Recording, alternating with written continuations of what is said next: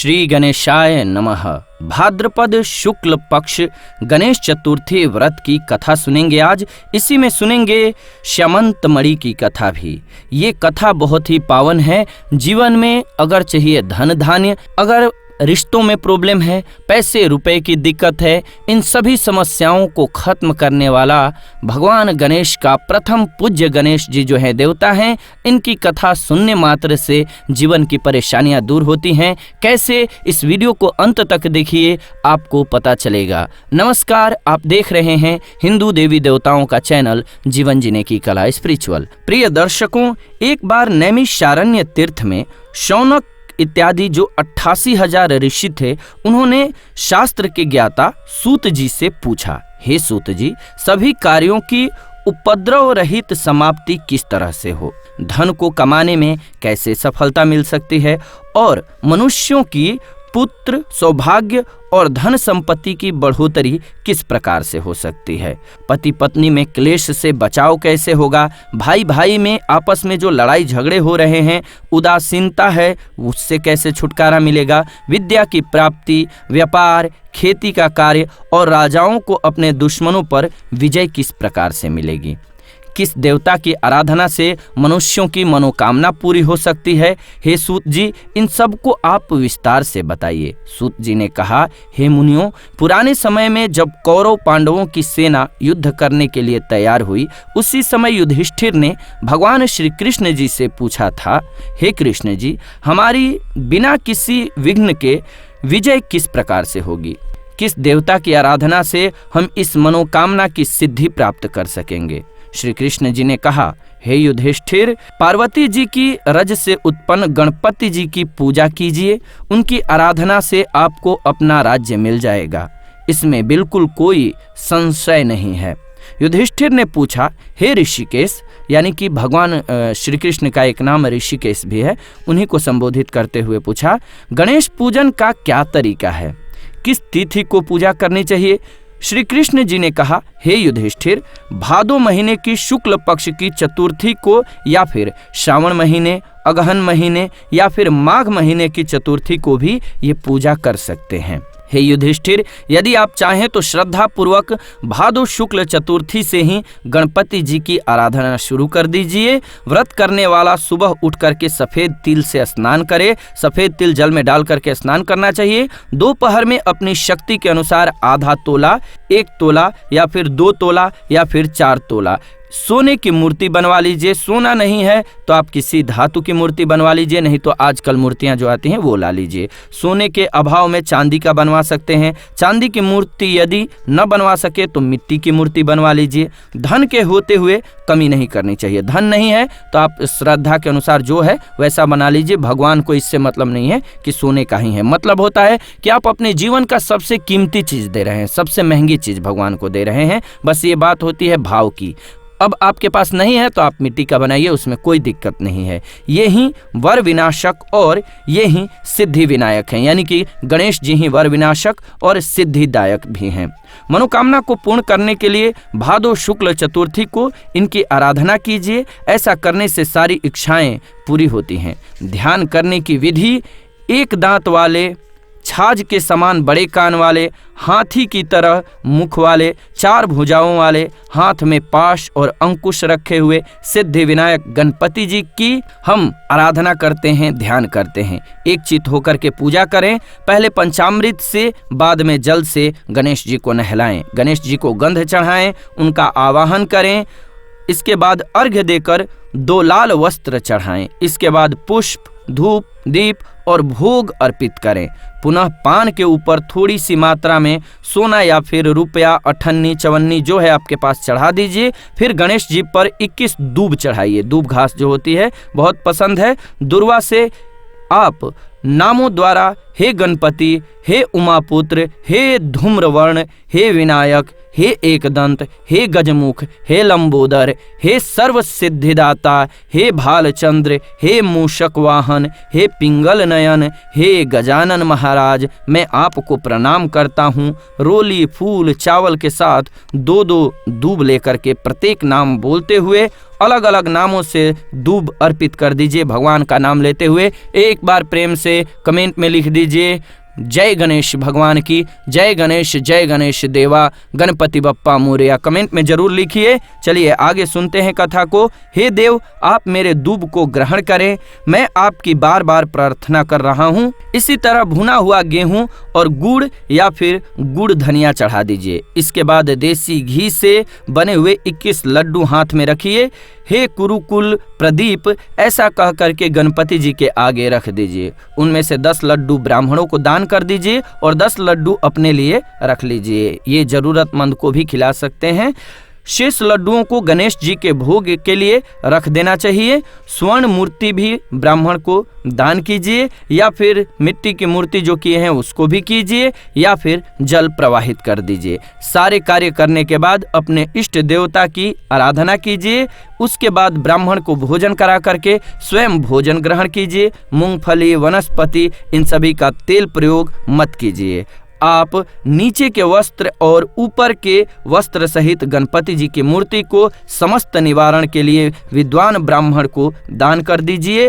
हे युधिष्ठिर, इस विधि से गणपति जी की पूजा करने से आप सभी पांडवों की जीत होगी। ये निसंशय है। गुरु से दीक्षा ग्रहण करते वक्त वैष्णव आदि शुरू में गणेश पूजन करते हैं। इनकी पूजा करने से विष्णु, शिव, सूर्य, पार्वती यानी कि दुर्गा जी, अग्नि, इन सभी विशिष्ट देवों की भी आराधना हो जाती है। इनकी आराधना से चंडिका आदि सभी प्रसन्न होते हैं। हे मुनियों, सिद्ध विनायक गणेश जी की पूजा से एवं उनकी कृपावश मनुष्यों के समस्त कार्य पूर्ण होते हैं। भाद्र शुक्ल पक्ष गणेश चतुर्थी की आराधना शिवलोक में हुई है। इस दिन स्नान, दान, व्रत, पूजा इन सभी को करने से गणपति जी की कृपा से शताधिक फल प्राप्त होता है। हे युधिष्ठिर, इस दिन चंद्रमा के दर्शन नहीं करने चाहिए, नहीं तो दोपहर में ही पूजा कर लेनी चाहिए। सिंह राशि की संक्रांति में तथा शुक्ल पक्ष की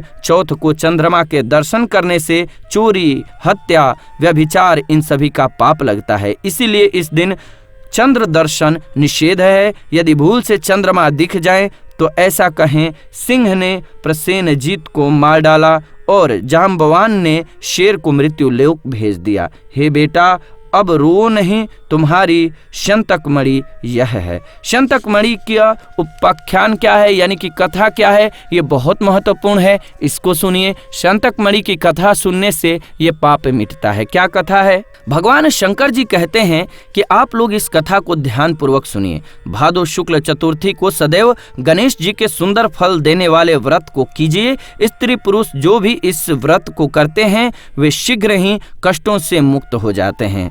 सुनसान वन में, विपरीत परिस्थितियों में, कचहरी संबंधी मामलों में ये व्रत सब कामों में सफलता देने वाला है। गणपति जी को ये व्रत बहुत ही प्रिय है। सनत कुमार जी पूछते हैं कि पूर्व काल में इस व्रत को किसने किया था? मृत्यु लोक में ये कैसे शुरू हुआ, इसे विस्तार से बताइए। शंकर भगवान ने कहा कि इस व्रत को सबसे पहले कृष्ण जी ने किया था, जब उन पर झूठा दोष लगाया गया था।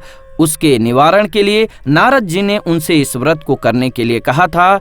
सनत कुमार ने आश्चर्य से दोबारा ये प्रश्न किया कि हे नंदिकेश्वर, कृष्ण भगवान सृष्टि को रचने वाले, पालन करने वाले और नष्ट करने वाले हैं तथा निर्गुण एवं सगुण सब गुणों से युक्त हैं। ऐसे समस्त प्राणियों के हृदय में रहने वाले भगवान कृष्ण को झूठा दोष कैसे लगा? यह आश्चर्यजनक है। आप इस उपाख्यान को यानी कि कथा को, इस क्षण को बताइए। भगवान शंकर कहने लगे, पृथ्वी को भार मुक्त करने के लिए विष्णु भगवान और हलधर बलराम जी ने वासुदेव के यहाँ पुत्र के रूप में जन्म लिया। मगध के राजा जरासंध के बार बार आक्रमण करने के फलस्वरूप कृष्ण जी ने समुद्र में सोने की द्वारकापुरी बनवाई। उस द्वारकापुरी में 16,000 रानियों के लिए 16,000 महलों को बनवाया तथा उन सब महलों में पारिजात नाम के वृक्ष को लगवाया। 56 करोड़ यादवों के लिए 56 करोड़ मकानों का निर्माण कराया। इसके अलावा ब्राह्मण, क्षत्रिय, वैश्य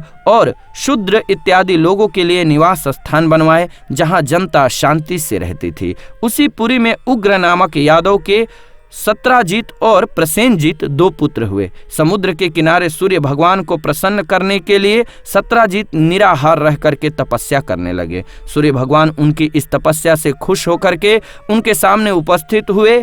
सत्राजीत उनसे बहुत खुश हुए। सत्राजीत प्रार्थना करने लगे, हे तेज के स्वरूप, हे स्वयं प्रकाशवान, हे भगवान भास्कर, आपको मेरा बारंबार प्रणाम है। हे ग्रहों के राजा, हे चंद्रमा को प्रकाश देने वाले, हे संपूर्ण देवों के स्वामी, मैं आपको नमस्कार करता हूँ, आप मेरे पर प्रसन्न हो। सत्राजीत की ऐसी प्रार्थना से भगवान सूर्य ने सत्राजीत से मधुर वाणी में कहा आकर के कि हम तुम पर बहुत प्रसन्न हुए, तुम जो चाहते हो वो हमसे मांग लो, हम तुम्हारी पूजा से संतुष्ट हैं। अब तुम इस सुंदर रत्न को ले लो, यह देवों को भी प्राप्त नहीं है। ऐसा कहते हुए भगवान ने मणि अपने गले से उतार कर उसे दे दिया। भगवान सूर्य नारायण ने उससे कहा, ये मणि प्रतिदिन 24 मन सोना प्रदान करती है, सोना देती है। इसके धारण करने से समय पवित्र रहना आवश्यक है। जब भी मणि को पहनना तो पवित्र रहना, शुद्ध रहना। हे सत्राजीत, अपवित्र समय शौच अवस्था में धारण करने से पहनने वाले की मौत हो जाती है। ऐसा कहकर सूर्य भगवान अदृश्य हो गए। मणि को पहन करके सत्राजीत सूर्य के समान तेजस्वी लगने लगे। उनके द्वारिकापुरी में प्रविष्ट करने पर उस तेज के फल स्वरूप किसी को यह पता न चला कि किसका आगमन हो रहा है। उस मणि की चमक से लोगों को ये लगा साक्षात सूर्य नारायण ही आए हैं। जब लोग पास में आए और साफ तौर से देखा तो उन्होंने जाना कि ये सूर्य नहीं हैं, ये तो सत्राजीत हैं जो कंठ में मणि धारण किए हुए हैं। मणि को देखकर भगवान कृष्ण जी का मन ललचा गया, लेकिन उन्होंने मणि लेने की इच्छा नहीं की। इधर सत्राजीत को ये संदेह पैदा हुआ कि कृष्ण जी कहीं मुझसे मणि न ले लें। इस संदेह से उसने मणि अपने भाई प्रसेनजीत को दे दी और पवित्र रह करके उसे पहनने के लिए सावधान किया। एक समय शिकार के लिए प्रसेनजीत कृष्ण जी के साथ उस मणि को धारण किए वन में गए। अपवित्रता के कारण प्रसेनजीत को एक सिंह ने मार डाला। उस सिंह को रत्न ले जाते हुए देखकर जाम्बवान ने उसे मार डाला। जाम्बवान ने मणि को अपने पुत्र को दे दिया। इधर कृष्ण जी शिकारियों के साथ द्वारका में लौट आए। समस्त द्वारका में रहने वालों ने कृष्ण जी को अकेला आया देखिए अनुमान लगाया कि मणि के लालच में श्री कृष्ण जी ने प्रसेनजीत को मार डाला है। ऐसा कौन सा पाप है जो लोभी के लिए न करने वाला हो, वह तो अपने गुरुओं को भी मार डालता है। सब लोग ये चर्चा करने लगे। झूठा दोष लगने से कृष्ण जी का मन बहुत दुखी हुआ और वे बिना कुछ कहे लोगों को साथ लेकर के शहर से बाहर चले गए। वन में श्री कृष्ण जी ने प्रसेनजीत को सिंह द्वारा मृत पाया। श्री कृष्ण जी सवारी के साथ प्रसेनजीत के पैरों के चिन्हों के सहारे वहां गए जहां ऋक्ष ने सिंह को मारा था। खून की बूंदों के सहारे श्री कृष्ण उसकी गुफा में घुस गए। ऋक्षराज की गुफा बहुत ही डरावनी थी, अंधकार वाली थी, इसलिए प्रजाजनों को गुफा के दरवाजे पर छोड़कर कृष्ण जी स्वयं अपने तेज से अंधकार को नष्ट करते हुए उस गुफा में 400 कोस तक चले गए। वहां पहुंचने पर उन्होंने एक सुंदर महल देखा जिसमें जाम्बवान का पुत्र एक सुंदर मणिरत्न लटकाए हुए पालने पर झूल रहा था। बालक से उस खिलौने स्वरूप मणि को लेने के लिए कृष्ण जी उसके पास खड़े हो गए। रूप से परिपूर्ण कमल के समान नेत्रों वाली किशोरी उस पालने को झुला रही थी। ऐसी सुंदर युवती को देख करके कृष्ण जी चकित हो गए। वे स्नेह से कह रही थी, लाडले तुम रो क्यों रहे हो? देखो प्रसेनजीत को शेर ने मार डाला और शेर को मार करके हमारे पिताजी ने ये स्यंतक मणि तुझे खेलने के लिए ला दी है। कमल नयन भगवान श्री कृष्ण जी को देख करके वह बाला कामातुर हो शनैः शनैः भरी वाणी से कहने लगी कि मेरे पिताजी के देखने से पहले आप यहाँ से चले जाइए। ऐसा कहने पर कृष्ण जी हंस करके अपना पंचजन्य शंख बजाने लगे। शंख की ध्वनि सुनकर ऋक्षराज उस पर बैठे।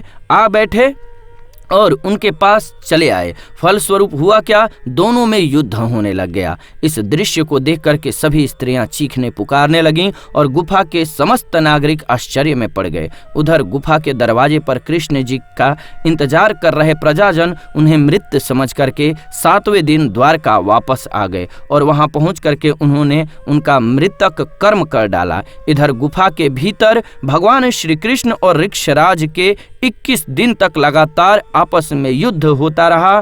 कृष्ण ने उसके युद्ध के उन्माद को कमजोर कर दिया। त्रेता युग की बातों को याद कर जाम्बवान ने भगवान श्री कृष्ण जी को पहचान लिया। जाम्बवान कहने लगे कि मुझे देव, राक्षस, नाग, गंधर्व, पिशाच इन सभी में से कोई भी नहीं जीत सकता। वे मेरे साहस के सामने नहीं ठहर सकते। हे देवों के देव, आपने मुझे परास्त किया है, इससे आपका देवों के स्वामी होना निश्चित है। मैं जान गया कि आप भगवान विष्णु का तेज हैं, कोई और इतना बलशाली हो ही नहीं सकता। आप त्रेता युग के वहीं धनुष को धारण करने वाले राम हैं, जिन्होंने लंका पर आक्रमण करके राक्षसों को अपने बाणों द्वारा मारा था। जब जाम्बवान ने उन्हें पहचान लिया तो उससे श्री कृष्ण जी कहने लगे, हे ऋक्षराज, इस मणि के कारण मुझ पर झूठा दोष लगा है, इसीलिए इस मणि को लेने के लिए मैं इस गुफा में आया हूँ। भगवान की ये बात सुनकर के जाम्बवान ने प्रसन्नता से अपनी कन्या जाम्बवंती को उन्हें सौंप दिया और दहेज में वो मणि भी दे दी। भगवान श्री कृष्ण ने कन्या और मणि प्राप्त करके जाम्बवान को ज्ञान का उपदेश देकर जाने का विचार किया। जाम्बवंती के साथ मणि सहित कृष्ण जी प्रसन्नचित होकर के द्वारका लौट आए। श्री कृष्ण जी को पत्नी सहित मणि लेकर के लौटा देख सभी पुरुष खुशी मनाने लगे। श्री कृष्ण जी मित्र जनों के साथ यादवों के राज्य सभा में आए। वहां उन्होंने मणि के लुप्त हो जाने और उसके दोबारा मिल जाने की पूरी घटना को बताया और राज्य सभा में उपस्थित सत्राजीत को वो मणि दे दी। इस प्रकार से भगवान श्री कृष्ण झूठे दोष से मुक्त हो गए। सत्राजीत मणि पाकर के बहुत लज्जित हुए, जिसके कारण उन्होंने अपनी कन्या सत्यभामा का विवाह श्री कृष्ण जी से कर दिया। इसके बाद शतधन्वा, अक्रूर इन सभी यादव सत्रजीत से मणि लेने के लिए शत्रुता करने लगे। एक समय की बात है कि श्री कृष्ण जी कहीं गए हुए थे। उनके न होने पर शतधन्वा ने सत्राजीत को मार करके वो मणि ले ली। श्री कृष्ण के आने पर सत्यभामा ने उन्हें सब बातें बताई। नगर में फिर ये बात होने लगी कि ये कृष्ण अंदर से तो काले और बाहर से सीधे लगते हैं। तब श्री कृष्ण जी ने अपने भाई बलदेव से कहा कि शतधन्वा ने सत्राजीत को मार डाला है और अब वह मणि लेकर के दूसरी जगह जाने वाला है। ये मणि हमारे लिए भोगने लायक है। शतधन्वा को जब ये पता चला तो उसने डर कर उस मणि को अक्रूर को दे दिया और स्वयं घोड़ी पर चढ़कर दक्षिण दिशा की ओर भाग गया। भगवान श्री कृष्ण और बलराम ने रथ पर चढ़ करके उसका पीछा किया। 100 कोस के बाद उसका घोड़ी जो है उसकी मार डाला उसको।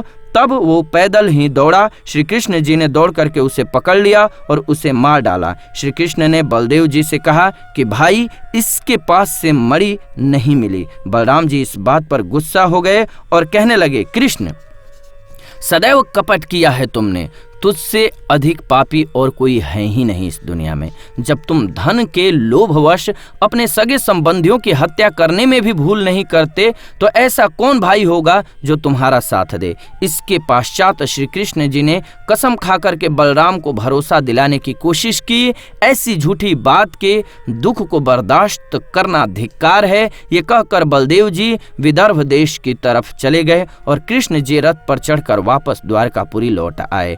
कृष्ण के लौटने पर द्वारका के लोगों में फिर ये बात होने लगी कि कृष्ण जी ने अपने बड़े भाई बलराम जी को द्वारका से निकालकर सुंदर कार्य नहीं किया। मणि के लालचवश उन्होंने ऐसा करना ठीक समझा, लेकिन ये ठीक नहीं है। मनुष्यों के इस प्रकार कहने से श्री कृष्ण जी के मन को बहुत दुख हुआ। इधर अक्रूर भी तीर्थों में घूमने के लिए द्वारका से चल दिए। उन्होंने काशीपुरी में पहुंचकर यज्ञपति भगवान के निमित्त विष्णु योग किया। अक्रूर ने उस मणि से रोज सोना प्राप्त सभी व्यक्तियों को दक्षिणा देकर संतुष्ट किया। नगर में देवों के मंदिरों को बनवाया। सूर्य द्वारा दी गई मणि को अक्रूर सदैव शुद्धता के साथ धारण करते थे। जहाँ कहीं भी वो रहते थे वहाँ कभी कोई अकाल या फिर व्याधि का प्रकोप नहीं होता था। भगवान कृष्ण सभी बातों को जानते थे। वे अंतर्यामी थे, लेकिन लेकिन मनुष्य रूप में होने के कारण लोक दिखावे के लिए माया से छुटकारा पाने में अपनी अज्ञानता दर्शाते थे। मणि के कारण भाई बलराम जी से विरोध हुआ, अनेक बार तरह तरह के दोष लगते रहे, इसीलिए इतना लांछन कहाँ तक सहा जाए। श्री कृष्ण जी की इस सोच विचार की अवस्था में ही वहां नारद जी आ गए। भगवान द्वारा आतिथ्य स्वीकार करके नारद जी सुखपूर्वक आसन पर विराजे और कहने लगे, हे केशव, आप उदास क्यों दिख रहे हैं और किस चिंता में डूबे हैं? आप मुझसे सब बात कहिए। श्री कृष्ण जी ने कहा, हे देवर्षि नारद, मुझे अकारण बार बार दोष लग रहा है, अतः मुझे अत्यंत खेद हो रहा है। मैं आपकी शरण में हूँ, मुझे चिंता से मुक्त कीजिए। नारद जी ने कहा, हे देव, आप पर जो कलंक लगा है उसका कारण मैं जानता हूँ।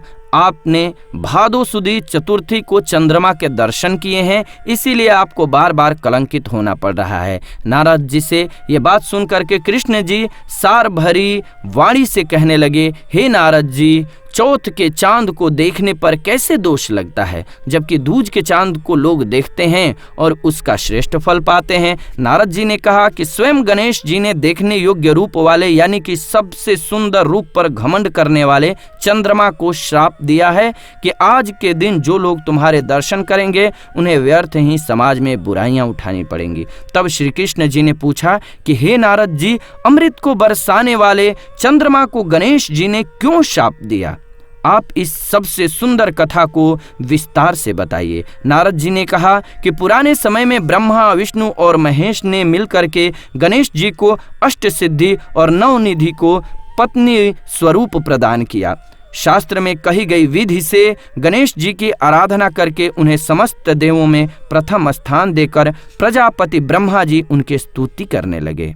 ब्रह्मा जी ने कहा कि हे हाथी के समान मुख वाले, हे गणपति, हे लंबोदर, हे वरदायक, हे सृष्टिकर्ता, पालक एवं संहार करता गणेश जी, जो मनुष्य श्रद्धा भक्ति पूर्वक आपको लड्डू चढ़ा करके पूजा करेंगे उनकी सभी विघ्न बाधाएं दूर हो जाएंगी और उनको दुर्लभ सिद्धि मिलेगी, इसमें कोई संशय नहीं है। आपकी आराधना के बिना जो देवता या दानव सफलता की इच्छा करते हैं उन्हें अरबों कल्प तक भी सिद्धि नहीं मिलती है। हे गणपति जी, आपकी कृपा दृष्टि के फल स्वरूप विष्णु पालन करते हैं तथा शिव जी संहार करते हैं। ऐसी स्थिति में मेरी सामर्थ्य नहीं है जो मैं आपकी प्रार्थना कर सकूं। ब्रह्मा जी के मुख से ऐसी प्रार्थना सुनकर गणेश जी ने कहा, हे सृष्टि के रचयिता ब्रह्मा जी, मैं आपकी प्रार्थना से बहुत खुश हूं।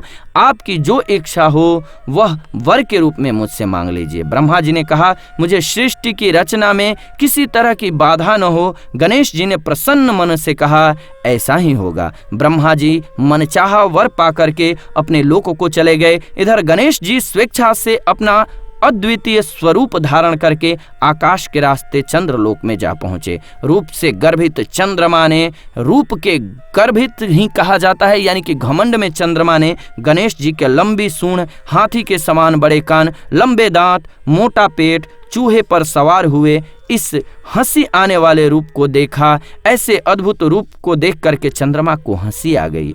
इस पर गणेश जी क्रुद्ध हो गए कि आंखें लाल दिखने लग गईं। उन्होंने चंद्रमा को श्राप दिया कि आज से शुक्ल चतुर्थी के दिन कोई भी व्यक्ति तुम्हारे पापी मुख को नहीं देखेगा। जो व्यक्ति भूल करके भी तुम्हारे मुख को देखेगा उसको अवश्य ही कलंक लगेगा। नारद जी ने कहा कि हे कृष्ण जी, इस भयंकर शाप को सुनकर के संसार में हाहाकार मच गया और चंद्रमा का मुख मैला हो गया और वे जल में प्रवेश कर गए। उसी दिन से चंद्रमा जल में स्थान बना करके रहने लगे। देवता, ऋषि और गंधर्वों को इससे बहुत निराशा और दुख हुआ। वे सब इंद्र के साथ ब्रह्मा जी के लोक में गए। ब्रह्मा जी से उन लोगों ने कहा कि आज गणेश जी ने चंद्रमा को शाप दे दिया। तब ब्रह्मा जी ने उन सब देवताओं से कहा कि गणेश जी का शाप अकाट्य है, उसे न तो मैं ही काट सकता हूँ और न कोई अन्य देवता, ऐसा निश्चित है। इसीलिए आप सब उनकी शरण में जाइए। देवताओं ने पूछा, हे ब्रह्मा जी, फिर किस प्रकार से गणेश जी प्रसन्न होंगे, उस उपाय को बताइए। ब्रह्मा जी ने कहा, गणेश जी का पूजन कृष्ण चतुर्थी को रात में करना चाहिए। देसी घी में मालपुआ, लड्डू ये सभी बना करके भोग लगाना चाहिए। स्वयं भी हलवा, पूरी, मिष्ठान इत्यादि का भोग लगा करके प्रसाद लेना चाहिए। ब्राह्मण को भी खिलाना चाहिए। गणेश जी की सोने की मूर्ति देनी चाहिए। यथाशक्ति दक्षिणा देनी चाहिए। धन के होते हुए कभी भी कमी नहीं करनी चाहिए। जितनी श्रद्धा और इच्छा है और जितनी आपकी सामर्थ्य है, सबसे बड़ी बात यह है, आपके पास मिट्टी की मूर्ति बनाने की सामर्थ्य है, मिट्टी की बनाइए। पूजन, व्रत इत्यादि की समस्त विधि ब्रह्मा जी से जाकर के सब देवताओं ने गुरु बृहस्पति देवों के चंद्रमा के पास भेजा। उन्होंने चंद्रमा को ब्रह्मा जी द्वारा बताई हुई विधि को सुनाया। चंद्रमा ने इस विधि के द्वारा गणेश जी का व्रत और पूजन किया। इससे गणेश जी प्रसन्न हो गए। अपने सामने गणेश जी को खेलते हुए देख चंद्रमा उनकी स्तुति करने लगे।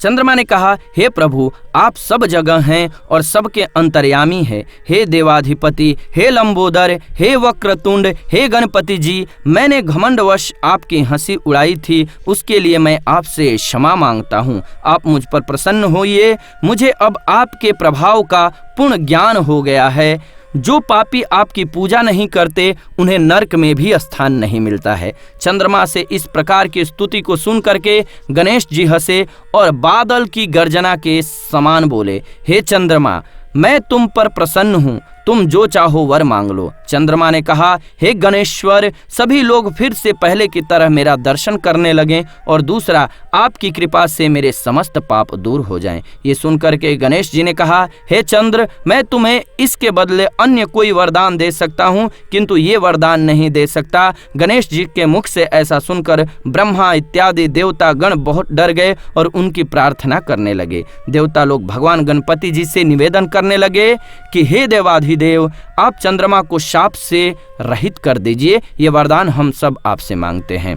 आप ब्रह्मा जी की महानता को सोच करके चंद्रमा को शाप से रहित कर दें। देवताओं की बात सुनकर के गणपति जी ने अत्यंत सम्मान पूर्वक कहा कि आप सब मेरे भक्तगण हैं, अतः मैं आपका मनचाहा वर प्रदान करता हूँ। गणेश जी ने कहा, जो मनुष्य भादो सुदी चतुर्थी को चंद्र दर्शन करेंगे उन्हें मिथ्या का कलंक तो जरूर लगेगा। यह तो निस्संदेह है, लेकिन महीने के शुरू में शुक्ल द्वितीय के दिन जो मनुष्य हर महीने लगातार तुम्हारा दर्शन करते रहेंगे उन्हें भादो सुदी चौथ के दर्शन का मिथ्या दोष नहीं लगेगा। नारद जी कहते हैं, हे वसुदेव, उसी वक्त से द्वितीया के दिन सब पुरुष आदर सहित चंद्रमा के दर्शन करने लगे। गणेश जी ने स्वयं दूज को चंद्रमा के दर्शन की विशेषता को बताया है, लेकिन दूज के चंद्र दर्शन करने वाले जो पापी भाद्र शुक्ल चतुर्थी को तुम्हारा दर्शन करेंगे उन्हें 1 वर्ष के अंदर ही झूठा कलंक भोगना पड़ेगा। इसके बाद